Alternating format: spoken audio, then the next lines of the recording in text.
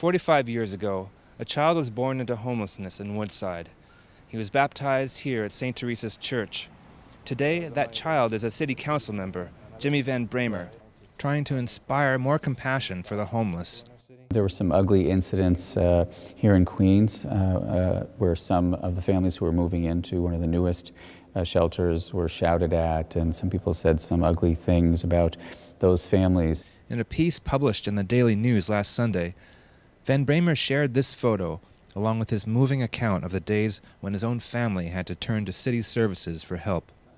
I can remember wanting things as a child and knowing that we couldn't afford them. I certainly remember my mother struggling to figure out how we were going to make ends meet and sometimes figuring out where the next meal was going to come from.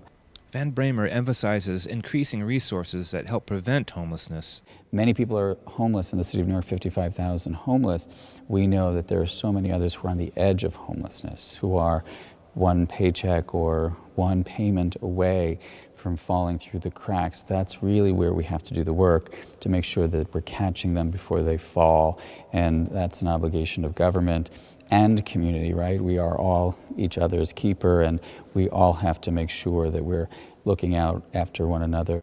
St. Teresa's looms large in Jimmy Van Bramer's life, both in the struggle of his childhood and the solutions he's working on as a councilman.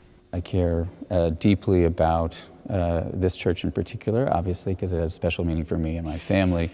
It is a part of the story that I told, right, that we were living just a block away when we lost our home. We work very closely with Catholic Migration and with our local food pantries, both here at St. Raphael's and a number of other churches in the district. So I feel like we're partners in this effort, and I'm proud to work with all of the churches.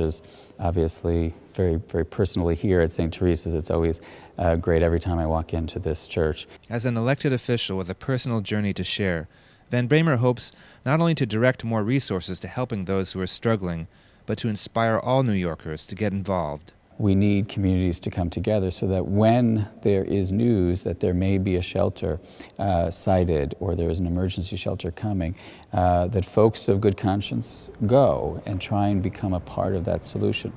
The tremendously supportive response Councilmember Van Bramer has gotten in sharing his story is a hopeful sign that New Yorkers may finally be ready to end the stigma of homelessness and fight the root causes. Reporting for Currents in Woodside, I'm Konrad Aderer.